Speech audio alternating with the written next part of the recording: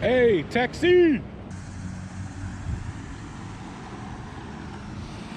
Hey, never hailed a cab before. How's it going, sir? Hey, what's up? Appreciate you stopping. Where you want to go? Just take me around Detroit. Let's go see some sights, man. Let's do it.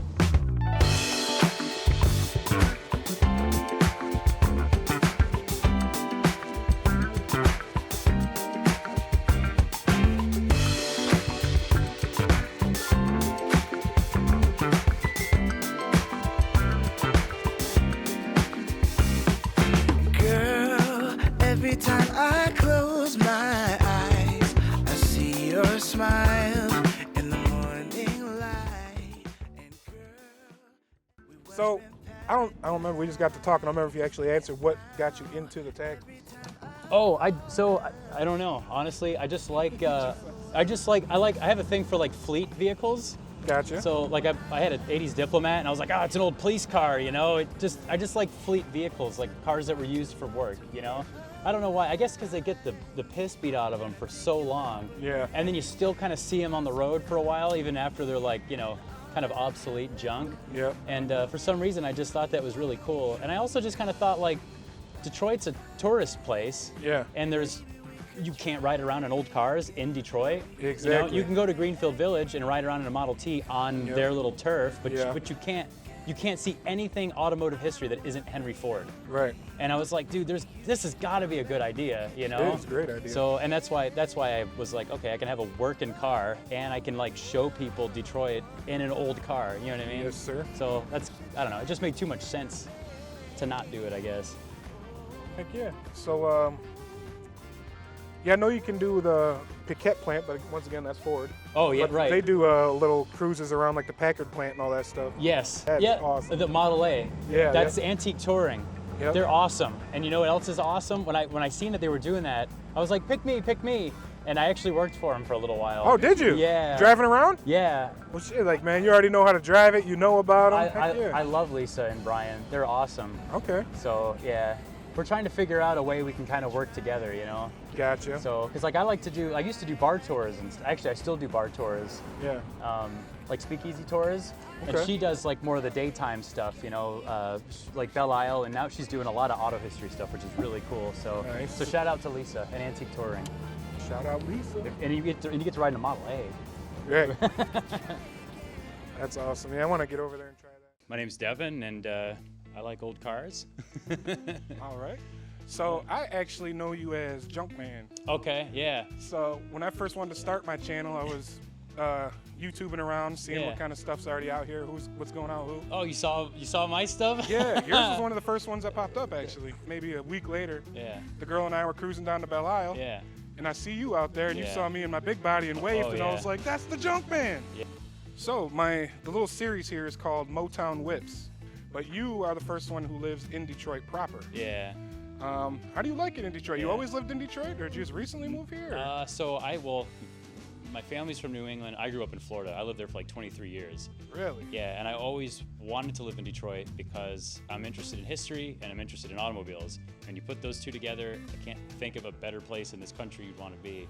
Wow. So So, you yeah. purposely moved to Detroit? I first moved to Rochester because I was terrified of Detroit. Oh, so you went to where the yeah, man. bougie land out there. Exactly. I was scared, and I just rented like a room from some guy I didn't even know and stuff, and like, you know, got a job and got my shit together, and then Gotcha. and then I just kind of kept hovering in Detroit. I kept hanging out and stuff, and I'm like, That's where all the cool stuff's at. yeah, all I know is what I see in the news and stuff. I mean, Exactly. you know, when I was like 7 years old playing Sim City on Super Nintendo, you had to like fix the different city scenarios, and like Tokyo was like, you know, the big dinosaur smash and everything, and Yeah. like California was earthquakes. Well, Detroit was crime. Oh. Detroit was on there as crime. As crime. You know, so As you're a little kid, right? you're it's so- indoctrinated. Don't come here. Exactly, yeah. And then, but I like hung out and stuff. I'm like, you know, actually, it's fine. And then so I moved down here. That's crazy. I never heard of anybody purposely just moving here. Yeah. Just because they like the cars. That's awesome. Because I old like that. cars, man. You know. Yeah, I like that a lot. So how long have you lived in Detroit? 6 or 7 years now. I 7 think. years. So you got no Yeah. plans to go anywhere in the future? No, huh? I don't want to. I like it here. You seem like a man of many traits. So I've seen pictures of you online tinkering with little stuff, all different kinds of stuff you get into. Yeah. What do you do as a profession? I won't name the company, but I'll say that I'm an electrical vehicle engineer. Okay. So how do you feel about that? You driving these old combustion engines with the carburetors and stuff, and you work for an electric vehicle I think company. it's funny that people are so emotionally invested in what powers their vehicle, and they're driving around in a Chevy Traverse or a four-door pickup truck. Like, why do you care so much? You don't even, you know what I mean? Yeah. Like, if you're a car person and if you're a patrol head at your core, then you're not gonna buy a new car anyway. Nope. Because you want to build it. Nope. You want to put it together with your hands and stuff. But if you buy a new car, why do you care so much? You know. Exactly. So to me, it's kind of a trade-off. I don't hate technologies. I like lots of things. I think steam trains are cool, and I think electric cars are fine. You know, I don't own one because they're too expensive for me. I think an electric car makes sense if you're just driving, if you're commuting every day. Because just your day-to-day now you never life. go to the gas station. Yeah. You know what I mean? So Yeah. if anything, it's less work, and in the end, it might even save you money because you never have to change the oil. Exactly. It's just less maintenance. So, but I do agree, they're a little bit more soulless, I think, than most newer cars. Yeah, there's But- nothing that stands out about Right. them that really catches you. But most newer cars, they don't make any noise. They don't do any. They're not engaging anyway. So they all look the same. yeah, To me. right, yeah. They So all look to me. so to me, it's all kind of. It doesn't really matter that much, you know. So then that'll But- transition me to the next point. How did you even get into cars, or how young were you getting into cars? That's a good question. So that's funny.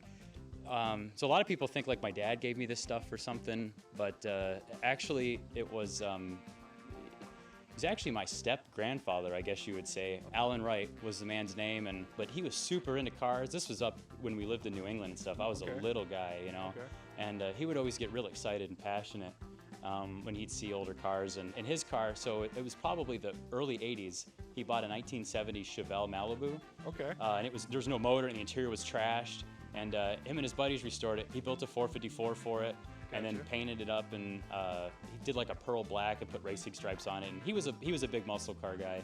So I guess he was my influence. You know, that's kind of where I think I got the excitement from, and So how did we get into Mopar? a toss of the dice. Toss of the dice.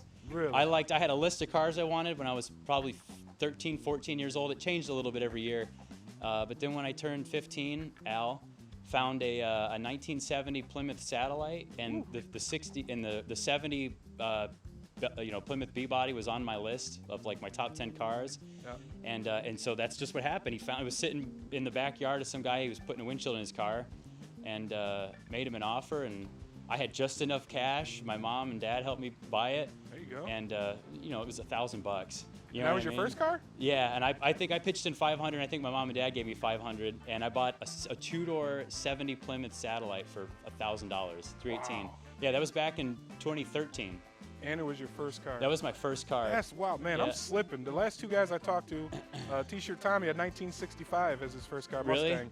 That's his cool. very first car. No, you got. Oh Yep. man. So that's kind of why I like the old Chrysler stuff, is just because that was like the first like kind of car community I started networking with, trying to get parts and stuff like that. So yeah, this is the 54 Plymouth.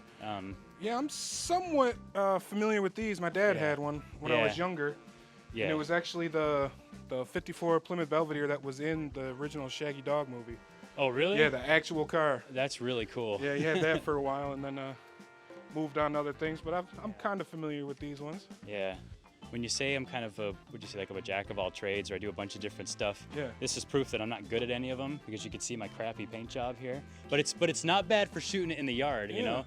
And I just went over it. It actually started raining because I didn't want to rent a booth. And because honestly, I couldn't find one around here.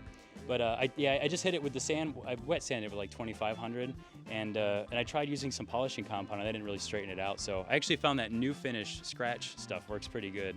So I'm gonna come back later and do it by hand. But yeah, it probably looks better on your camera than it does in real life. But Hey, it looks great in real life. So especially seeing this thing rolling down the road, man. I bet you turn every head that sees it. But yeah, I paid $1,500 for this car, which really isn't. It sounds great now when you look at it, but that's normal for these. I mean, you can even get them cheaper. They're not worth a whole lot of money, but that doesn't mean they're not fun. And Did you have a lot to do to this one when you got it? No, barely anything. So you just know what you're looking for, right price, and it runs. You're like, it's mine. Yeah, well, it didn't run. The Dodge Brothers ran. This didn't run. The 53 didn't run. God, I think the only thing I had that ran was maybe the truck and the 300. But this one, yeah, I dragged it home, flatbedded. It was like, you know, I don't know, it was probably an hour and a half away, so that was kind of expensive, but it was worth it. But again, this one's a 6-volt system. I think everything, I mean, most things were anyway in the U.S. Again, positive ground. So yeah, the plus actually goes, and it's funny because it used to kind of like rub right here before I had the hold down, yeah. and people were like, "Oh, your positive's hitting the frame," and I'm like, "Oh no, what's gonna happen?" But it's grounded, so it's fine. Yeah, it's reverse polarity. So, but yeah, I just to get this one running, I put a set of points in it. I changed the plugs. I haven't even changed the wires yet. And then they always need the brakes rebuilt. Yeah. Because, no matter what. Yeah, exactly. Because the brake fluid absorbs moisture, and all of the master cylinders in these older cars is vented, so they always get moisture in them, and they always turn into jelly. But yeah, in the motor, I just changed oil and fired right up, and didn't even need a muffler on it. But yeah, and then I'll show you the interior. This I shouldn't say proud of, but I saved a lot of money. I bought a sewing machine during COVID. It's probably 3 years ago, and I started making seats. And you can see the wrinkles and stuff. They're not perfect, but man, this thing was full of mouse piss, and it was disgusting. So I put new foam in it, and I just bought this tweed off the internet and stitched everything together, and I made the door cards. It was cheap. I mean, I got a quote to do this because I'd rather pay somebody, but they wanted like, I don't know, man, like $4,500 just for the seats. Yeah. It's getting up there. And it's a shame. There used to be a company that had the original patterns, and they would make them and ship them to you, and you'd pay like $300, $400, $500 for them. But they don't. They still have their website up, but they don't do it anymore. So, but yeah, painted the doors and do some decals on. Yeah, decals. I hand painted the ones on the other car, and that was too much work, and I was lazy, so I just got decals. And oh, really? The faded signs on the doors, you painted those on the other one? Yeah. Oh, wow. Yeah. I used stencils though. I didn't freehand it. I'm not that, you know. I'm not that talented. Yeah, man. I like that, man. Something's not right, or you'll learn how to do it. You'll do it yourself, man. I like that. Yeah. Well, it helps that I'm not a perfectionist. Yeah. Like I'll settle for less than perfect if I know I'm doing it myself and saving a couple grand. You know? That's exactly how I feel, man. I'm real strict when it comes to older cars. I gotta have bias plies, dude. Yeah. I mean, the brakes on this and the suspension are just all old crap, so it's not like old tires are really gonna make it any worse, you know. No. So, and at least I put shoulder belts and stuff if I can. So. Taxi light up? Oh yeah. I don't know if you'll see it much in the day, daytime. but we'll give it a try here. I'll start it just because get a little more voltage to it. Oh. Yeah, I've seen the green was on. Yeah. Yeah, it's on there. Yeah, the whole white part lights up. You can see it at night, but in the day it's kind of hard. You ride around with it on at night? No, because then you'll get hailed. If you leave the light off, that's no vacancy. You know what I mean? Yeah. So, but yeah, I have people ride in the back, so they think like, oh, you know, I'm working. That is awesome. But yeah, something else kind of interesting about this, I'll say kind of lowly Plymouth. It's got electric wipers. Oh. Yeah, so my friend has a 58 Biscayne, which is like the cheaper Impala, and it's a Chevrolet. It's kind of a nicer car than the Plymouth, but it still has vacuum wipers, which is kind of funny. Yeah. Some of the stuff, they're so similar, but then they're so different. Yeah. Some were ahead of the other ones, and some were behind on certain things. There's a couple things that are a little bit better, but the motor sucks. Like the top speed of this car, I mean, it's reliable and it runs good and stuff, but you can't, you know, it's got like 373 gears in it, and the red line on this engine's probably, I don't know, 3,800 RPMs. So the top speed's only, I don't know, you put a rod to the side of the block, you know? Yeah. You don't want to cruise faster than maybe 60. Messing around. You feel like you're pushing it, yeah. Heck yeah. Well, I appreciate you showing me, man. Yeah.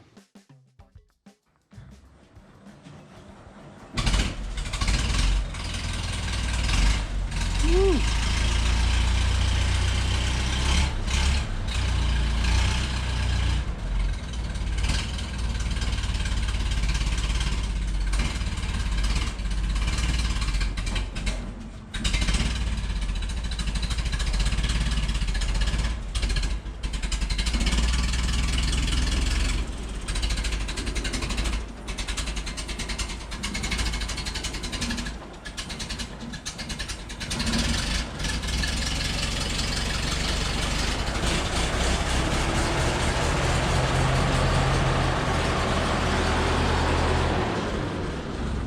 I think I chunked it a little too much. It was like running real rich for a minute, but. Hey. This thing is sexy. Those big old steelies. Yep, I think they're like 20-inch wheels. Wow. Big saucers. Yeah, and you don't need a tire machine. You have to a pry bar. I actually. Here you go. Oh. Yeah.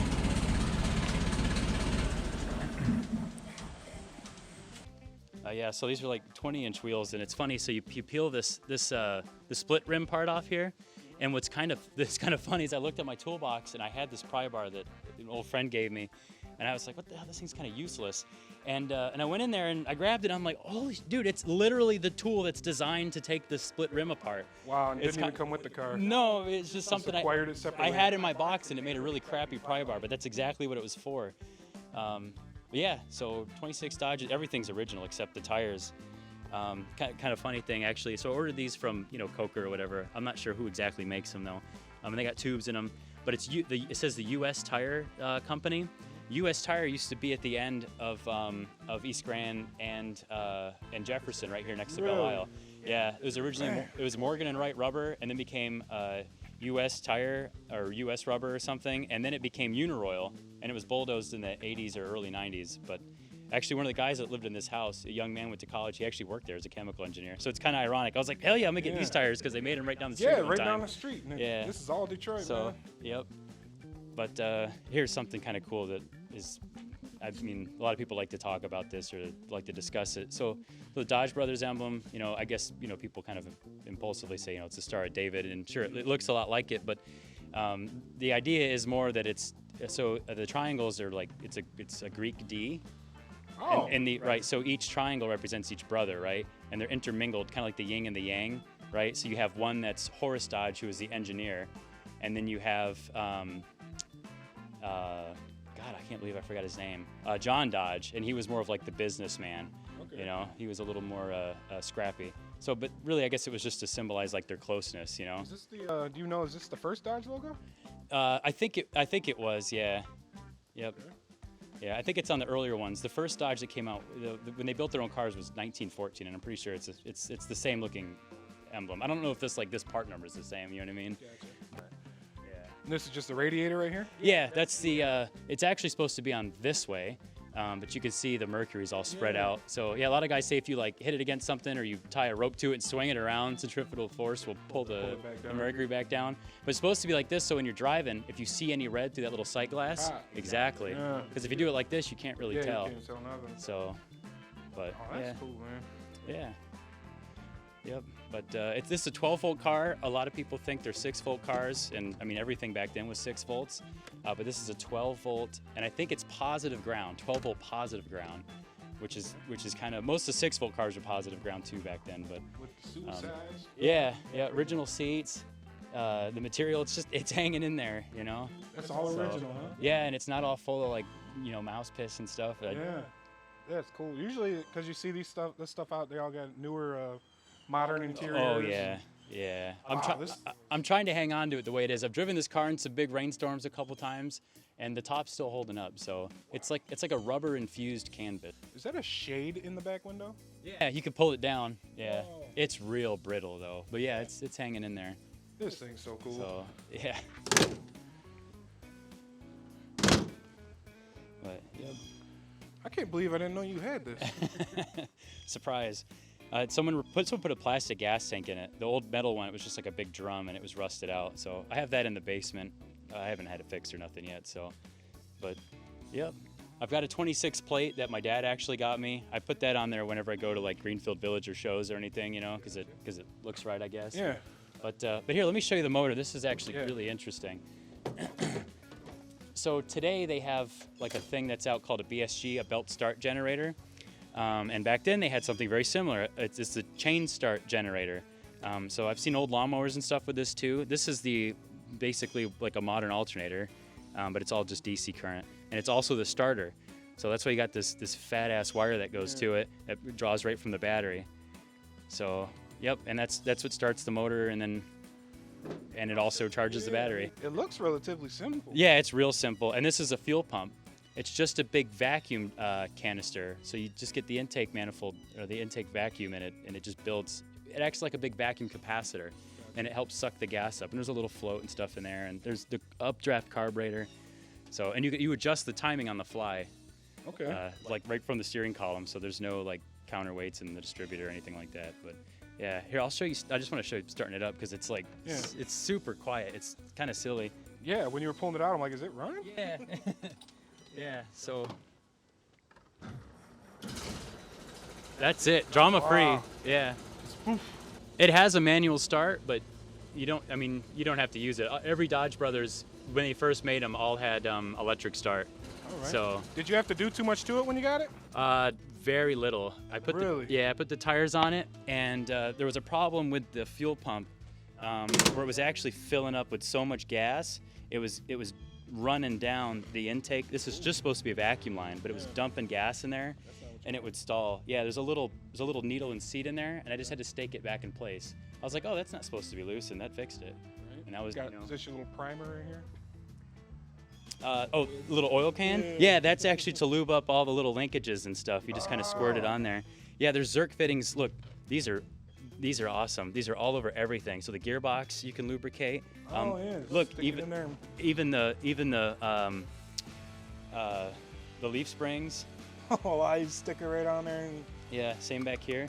sound like you're looping up the Tin Man. Yep, and even on the inside, like the wheel hubs, there's those Zerk fittings inside the wheel hubs. So you can grease up the wheel bearings without pulling the hub apart. So and then cool, man. the headlights suck. They suck so bad. It's hilarious. They're just incandescent bulbs. Okay. So like in the 60s, they had halogens. So there's like a gas charge in the sealed beam, and that like create, I don't know the physics behind it, but it creates more light. This is just a crappy incandescent bulb, and they put these little bevels in the glass to help spread the light. So, but I actually put I bought some LEDs, and on one side, I put one in on the right just to see, and it's a little bit brighter, but not much. Yeah. And that's actually like an original 1920s bulb. Really? But yeah, I found them on eBay for like actually a friend of mine found them on eBay for like $80. So you don't really do too much night driving, I would assume. Well, that's why I bought the LEDs, because I was really disappointed with how poorly I could see the road. And even though you don't drive that fast, I need to see just a little bit farther. Yeah. So, but yeah. Heck yeah, man! I appreciate you showing it to me. Yeah. C-Body Gang. Yeah, this is a '66 Chrysler 300. This car came from Colorado. It spent its whole life in Colorado, and I bought it from the second family that bought the car used in 1968. Wow. Yeah, it was an old man. He inherited it from his father, so 2 owners but 1 family. Super nice guy. I didn't even see the car with my eyeballs. He snail mailed me pictures that he printed out, and it took forever to get. And then I had he mailed it through the mail. Yeah, and I have a friend that lives out in Colorado, but he was like a 2-hour drive away. But man, he was nice enough to go check it out and take a million pictures of it. A shout out to Travis if he sees this video, and sent me a ton of pictures. And I was like, hell yeah, this thing's awesome. But I really wanted just a clean, all original car, and and I like AC for traveling down south in the summer. Me and my girlfriend like to go to New Orleans, and we visit my mom in Florida, and we actually like to hang out in Mississippi, a town called Clarksdale. So we wanted to stay nice and ice cold. We went down there in the summer. It works good. It came with a bunch of R12. So I still got a couple boxes up here. There you go. It came in the back of the car. So you drive this down south from here? Oh yeah, I've driven it to New Orleans a couple times. I drive it to New England. This is like our road trip car. That's because I've been thinking about, once I get mine going, I'm thinking about doing the power tour. Yeah. Oh yeah. Dude, it's fun. You've done power tour? You'll love it. Yeah, twice. Yep. Oh, nice. Yep. Once in the Charger I used to have, and then again with a buddy in his Mustang. Yeah, that Charger, you had it for sale on there. My dad was looking at it tough. Really? But he can't do the manuals anymore, really. Oh, with yeah. the old age, but yeah. he was looking at it tough. Yeah. But yep. Yeah. I love the 383 motor. Everything in this car works except for the odometer, which is funny because I took it apart and rebuilt it and it broke again. Absolutely, yeah. Got the original paint on there. Yeah. That's because I was trying to get paint like that for my motor. That stuff's hard to find down there. Yeah. And even the one, I went to the Mopar store, and it was the color. I sprayed it on, not even close. Yeah, Not even close. It's weird because the stuff that actually these valve covers have been repainted. The previous owner replaced the seals and painted these, and apparently this color is a little bit too green, and the other color because I put a new water pump on it. And a new fan. It had a flex fan on it. Those things are so bad; they vibrate. I put a clutch fan on there, and the proper. It's like a 6-blade, I think. to help keep this. It gives a higher compression motor, help keep it cool. But I couldn't find the right paint. It's always too blue or too green. Exactly. So, but I put the factory. This stuff is stupid, but I don't know. I like it on a car that's original. I put like the brown distributor cap back on that's here, what I got. and I even got the Chrysler date coated wires and stuff. Yes, you know. sir. I threw the electronic ignition. I got sick of messing around with the points, man. Yeah, the Chrysler electronic ignitions are really good units, and they're really slapped it on, reliable. It was good to set the gap, and it was good to go. Yep. Yeah. For the stator and the pickup. Yep. Yes, sir. So, but yeah, this is the long distance driver. This is this is turbine bronze. This is the color that was, I think it was introduced on the turbine car, the prototype turbine car. So Jay Leno has one. There's one at the well, I don't know where it is anymore, but they used to have it at the Walter P. Chrysler Museum. They'd started up, and I've had friends that have been lucky enough to drive it. But I think it's at that other one out there. I can't remember. Starts Stalls. okay, Stalls. They got a whole exhibit about it at Stalls. Really? Yeah. That's awesome. And when I was there, of course, it wasn't there. They had a little tiny toy car of it sitting in its spot. Really? I was like, what is this, man? Oh, maybe they loaned it out to somebody. Exactly. So yeah. But yeah, I think because they got a whole, like the whole walls painted for it and everything. So I think that's where it lives mostly. Yeah. Over at the Stalls Museum. Your Chrysler's a 68? 67. 67? Okay. Yeah. So I can't remember if it's 67 or 68. They got the dual reservoir master cylinder. Yeah, I have dual. Yep. Oh, nice. I don't have the booster Good. like that, but. Okay. Yeah. But this one's just a single reservoir. People are really scared of those because if you lose a circuit, you lose all your brakes. Yeah. You don't got the backup, but you do have emergency brakes. You know what I mean? Yeah. But the problem is in emergency stops, you don't always think fast enough to get over there and reach it. Exactly. I can't even hit it. I'm like, oh. Yeah. Yeah, this thing's sweet. That's what this is the color my dad's first car was, the Turbine Bronze. Really? I love these colors. I like the greens and the browns, and I really like this color. Yeah, mine is, damn, I can't remember the name of it. The exact color. It's something turquoise, actually. Really? But that's what I get because my girlfriend and I, she thinks it's green. Yeah. I think it's blue. So it's right in the middle. Yeah, It's got to be right in the middle. When we're out, we'll ask people, like, so is this green or blue? And it's 50-50 what people say, man. Right. It's crazy. It's like Emerald Coast water, but yeah, this car is really dusty. The problem with this car is it's so like kind of clean looking. Is every time I drive it, I always feel like I got to clean it when I get home. So I don't, when I drive it, it's like one big trip. I come home, wash it, and then it sits in the garage. And the little trips I make in the crappier cars, the dirtier ones. Man, you're living it out here, man. I love it. We call that the Highland Park Hummingbird.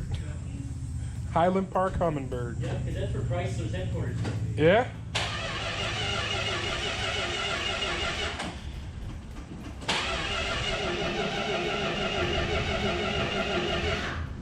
One of the things about the Carter cars is they got really small float holes and all the gas. Yep. breaks out after